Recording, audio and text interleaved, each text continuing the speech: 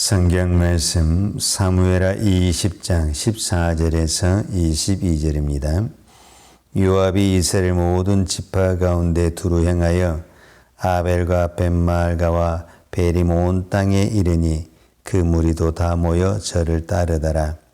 이에 저희가 벳마알가 아벨로 가서 세바를 에우고 그 성읍을 향하여 해자 언덕 위에 토성을 쌓고 요압과 함께 모든 백성이 성벽을 쳐서 헐고자 하더니 그 성에서 지혜로운 여인 하나가 외쳐 가로되 들을지어다 들을지어다 청컨대 너희는 요압에게 이르기를 이리로 가까이 오라 내가 내게 말하려 하노라 한다 하라.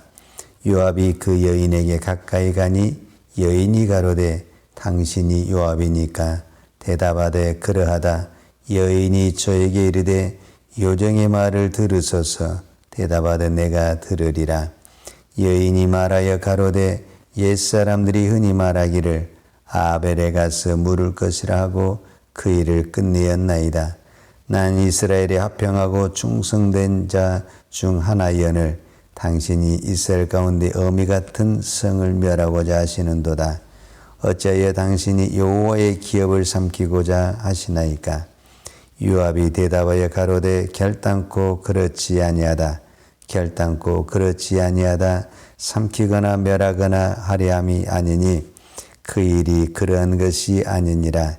에브라임 산지 사람 비그리 아들 세바라는 자가 손을 들어 왕 다윗을 대적하였나니 너희가 저만 내어주면 내가 이 성읍에서 떠나가리라.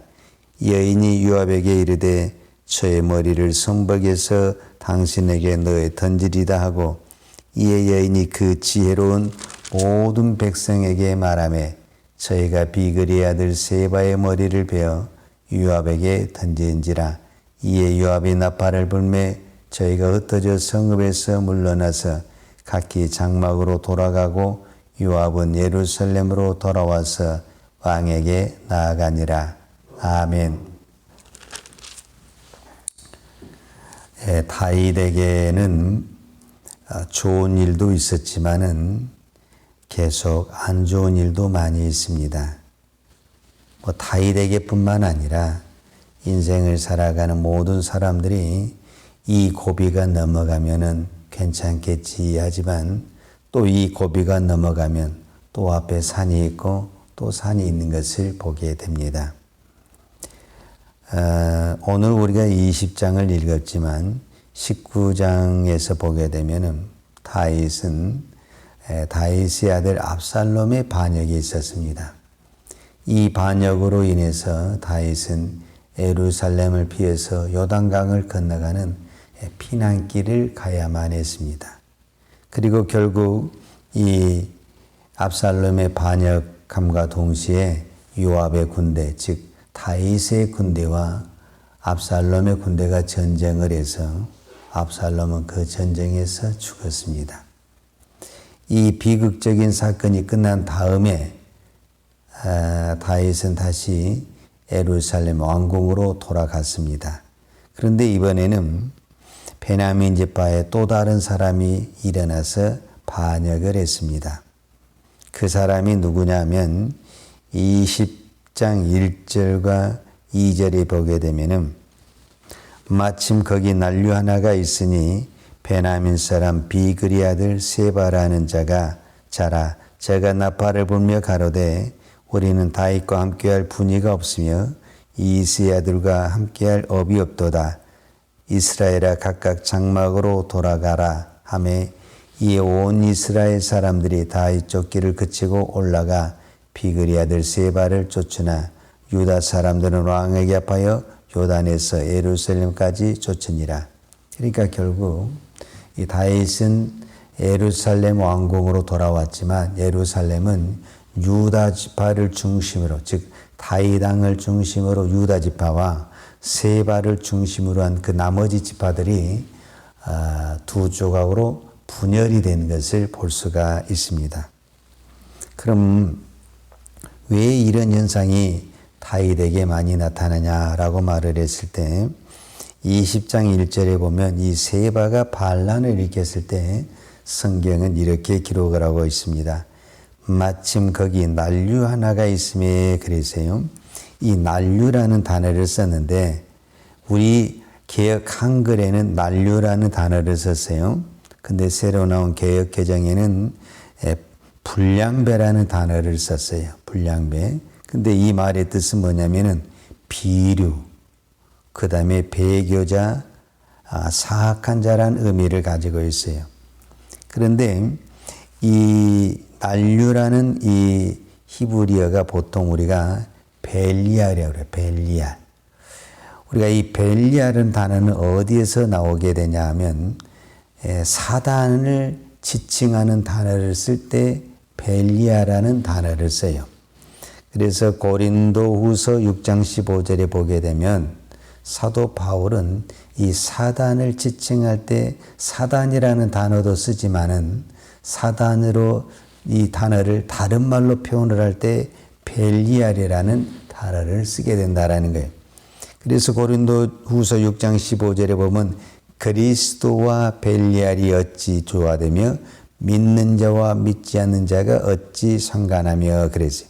그러니까 그리스도와 벨리알이라는 단어를 썼을 때는 그리스도와 사단이 어찌 조화되며 믿는 자와 믿지 않는 자가 어찌 상관하며 이 비교증을 쓸 때 이 벨리알이라는 단어를 썼다라는 것을 볼 수가 있어요.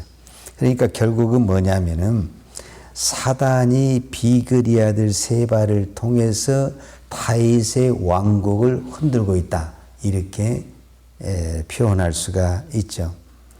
그러면서 이 세바가 다윗에게 한 이야기가 있어요. 그게 이제 20장 1절에 보면 뭐라고 말했냐면 마침 거기 난류 하나가 있음에 베냐민 사람 비그리 아들 세바라 하는 자라 제가 나팔을 불며 가로되 우리는 다윗과 함께할 분이가 없다. 이새의 아들과 함께할 업이 없다. 이 이야기를 하고 있어요.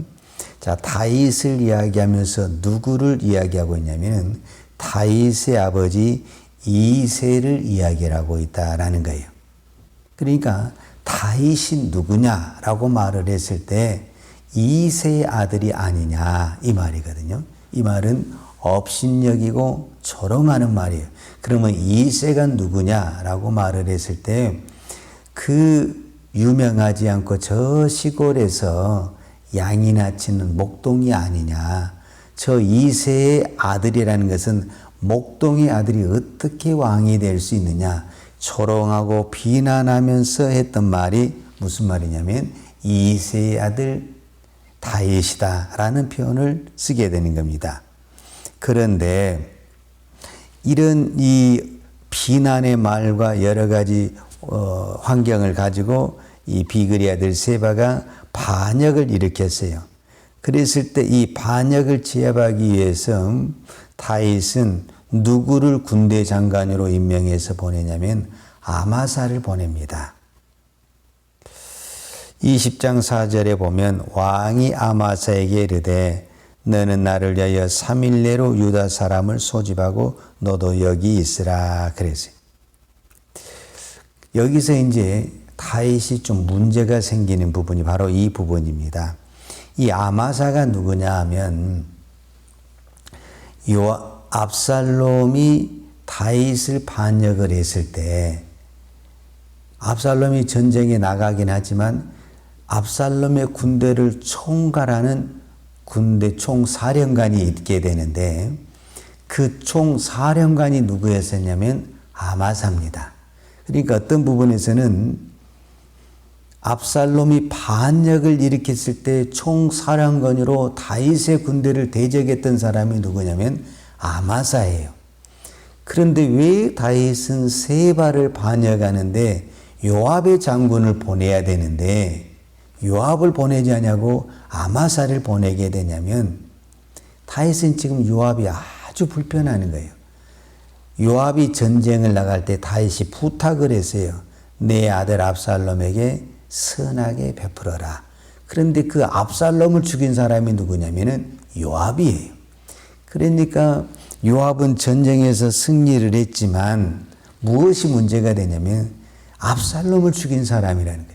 그래서 다윗에게는 그것이 상처가 되었고 어떻게든지 이제 군대 장관으로서 요압을 물리치고 새로운 장관을 세우고 싶은 거예요.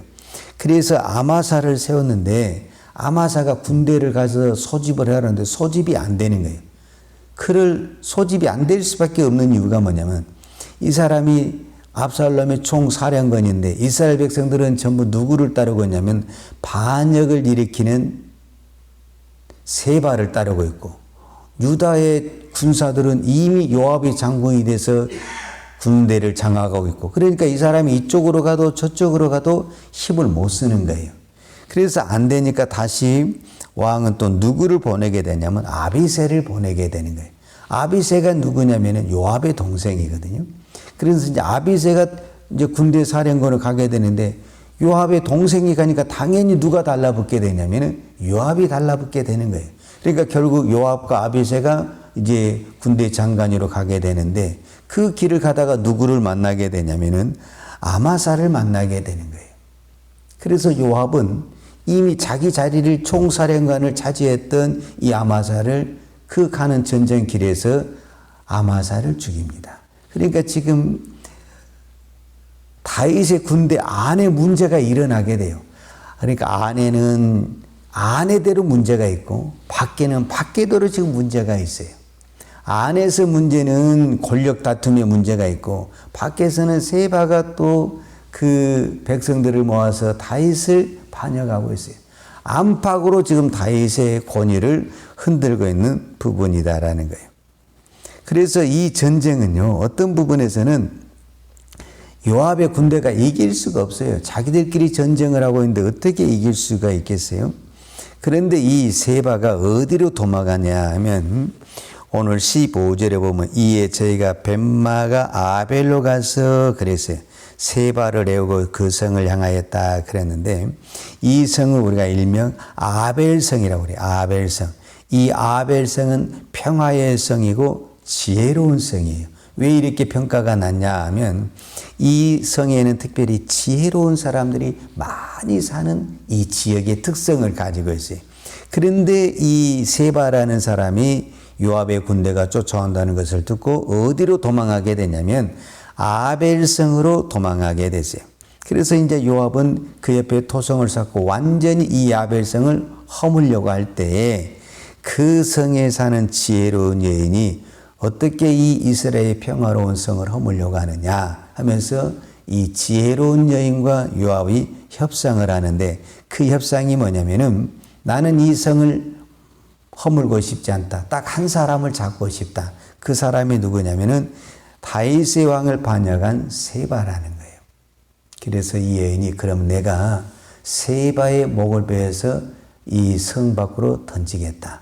그래서 그 여인이 백성의 지혜로운 사람들에게 설득을 해서 세바의 목을 베어서 밖으로 던지면서 모든 전쟁이 끝이 나게 되는 것을 볼 수가 있어요. 이 모든 과정을 볼 때 한 가지 확실한 것이 있어요. 그 확실한 것이 뭐냐면은 하나님이 다윗을 도와주고 있다 그 말이에요. 지금 다윗은 안팎으로 문제가 있어요. 안에서는 군대 장관이 왕의 말을 듣지 않냐고 요압이 자기 마음대로 사람을 죽이고 있어요. 밖에는 세바가 일어나서 반란을 일으키고 있어요. 그런데 여기에 등장하는 인물이 누구냐면 지혜로운 여인 하나가 등장해서 이 모든 문제를 아주 은혜스럽게 해결을 하는 것을 볼 수가 있어요. 여인이 말 한마디 했다고 해서 사람들이 움직입니까? 여인이 지혜롭게 말을 했다라는 것도 하나님의 지혜고 그 지혜의 말을 듣고 사람들이 움직였다라는 것도 하나님의 은혜라는 거예요. 그래서 하나님이 다윗을 도와주고 있다 그 말입니다. 그러면 왜 하나님이 다윗을 도와주느냐? 그 이유가 있습니다. 이미 압살롬이 반역을 일으켰을 때 다윗은 왕의 자리를 포기하고 피난을 갔어요. 그래서 이 왕권을 누가 차지하게 됐냐면 압살롬이 차지를 하게 됐어요. 그래서 이제 결국 압살롬과 다윗의 군대가 전쟁을 했는데 이 전쟁에서 다윗의 군대가 승리를 했어요. 그렇지만 다윗에게는 큰 상처가 된 것이 있어요. 그 상처가 뭐냐면은 자식이 죽었어요. 다윗은 압살롬이 죽으면서 모든 것을 새롭게 보는 시각이 열리게 됐어요. 내가 자식을 죽이면서까지 왕이 되고 싶은 마음이 없어요. 여러분, 이 세상에 미치지 않는 이상은, 그 권력에 미치지 않는 이상은, 우리가 제정신을 가지고 있는 사람은 자식을 죽여가면서까지 왕의 자리에 앉고 싶은 사람이 누가 있겠어요? 이거는 미치지 않냐고는, 권력에 미치지 않냐고는 이런 현상이 나타날 수가 없어요. 근데 세상의 권력이라는 것은 참 무섭잖아요. 자식이 부모를 죽이고, 우리가 역사를 보면 또 부모가 자식을 죽이고, 왜? 그 권력을 갖기 위해서. 근데 다윗이 자식의 죽음을 보면서 하나님 앞에 회개를 해요. 더 이상 다윗은 왕이 되고 싶은 마음이 없어요. 그럼에도 불구하고 예루살렘으로 돌아오는 이유는 하나님의 나라, 하나님의 왕국을 세우기 위해서 돌아오는 거예요. 내가 정말 권력을 쥐고 싶어서 돌아온 것이 아니라 무너져가는 하나님의 나라, 하나님의 왕국을 세우기 위해서 돌아오는 거예요. 하나님은 그것을 보시고 다윗을 도와주는 것입니다. 오늘도 우리가 교회를 섬길 때, 하나님의 나라를 섬길 때, 우리가 어떤 부분에서는 상처도 받고 또 실족을 하면서 더 이상 주의 일을 하고 싶은 마음이 없을 때가 참 많이 있어요. 예배를 드리는 것도, 기도를 하는 것도, 봉사를 하는 것도 우리가 실족하고 실망할 때가 참 많이 있어요. 그럼에도 불구하고 우리가 왜 하느냐? 오늘 이 새벽에도 우리가 왜 하느냐? 내 자신만을 위해서 한다면 더 이상 안 하고 싶어요. 그러나 하나님의 교회를 위해서 하나님의 나라를 세우는 그 사명감으로 우리가 할 때 하나님은 그것을 보시고 하나님이 도와주신다, 그 말입니다. 그래서 예수님이 말씀하신 대로 마태복음 6장 33절에 너희는 먼저 그의 나라와 그의 의를 구하라. 그리하면 이 모든 것을 너희에게 더하시리라 그랬는데, 우리는 나 자신만을 위해서 한다면, 우리가 내 자신만을 위해서 기도한다면 우리가 날마다 이렇게 새벽을 깨우며 기도할 필요 없어요. 그럼에도 불구하고 우리가 날마다 이 새벽을 깨우며 기도해야 될 이유는 내 자신 한 사람을 위해서 기도하는 것이 아니라 교회를 위해서, 하나님의 나라를 위해서, 또한 하나님의 이 나라와 이 민족에서 또 선교사님에서 우리가 기도할 점이 얼마나 많이 있어요.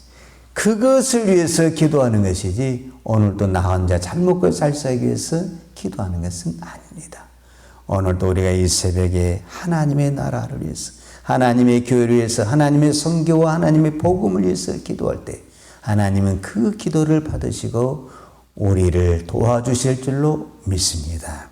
기도하겠습니다. 하나님 아버지 감사합니다. 오늘 또 이 새벽을 깨우며 기도할 수 있는 은혜를 허락하신 아버지 감사합니다. 오늘 또 우리에게 기도할 수 있는 힘을 주시고 건강을 주신 것은 단지 나 한 사람의 유익을 위해서 기도하라는 것이 아니라 하나님의 놀라운 섭리와 하나님의 깊은 뜻이 있는 줄로 믿습니다. 오늘 또 이 새벽에 하나님의 교회와 하나님의 나라와 하나님의 복음을 위해서 기도할 때, 연약한 성도들과 또 주의 백성들을 위해서 기도할 때 하나님께서 그 기도를 들으시고 은혜를 베풀어 주시고 응답하여 주옵소서. 이 땅에 세운 수많은 교회를 주님이 붙들어 주시고 하나님 이 민족을 주님이 붙들어 주셔서 이 마지막 시대에 온 열방과 저 북녘 땅에 하나님의 복음을 증거하고 하나님의 나라를 세우며 하나님의 교회를 세우는 이 나라, 이 민족, 이 한국 교회가 되게 하여 주옵소서. 오늘 또 떠진 모든 우리의 성도들 나름대로 다 힘들고 어려운 가정이 있습니다. 질병으로 고통당하고 또 여러 가지 사건과 사고 속에서 고통하며 신음하는 영혼들을 주님 붙들어 주셔서 힘들고 나약하지만 하나님이 오늘 또 붙들어 주고 세워주셔서 끝까지 믿음의 길을 걸어갈 수 있도록 인도하여 주옵소서. 오늘도 하나님 앞에 귀한 예물 드리는 손길을 주께서 기억하여 주시고 이 예물이 하나님의 나라를 위해서 하나님의 교회를 위해서 아름답게 쓰임받게 하여 주옵소서. 예수님의 이름으로 기도하였습니다. 아멘. 요한은 내게 복을 주시고 너를 지키시기를 원하며 요한은 그 얼굴로 내게 비추사 은혜 베푸시기를 원하며 요한은 그 얼굴을 내게로 향하여 드사 평강 주시기를 원하노라.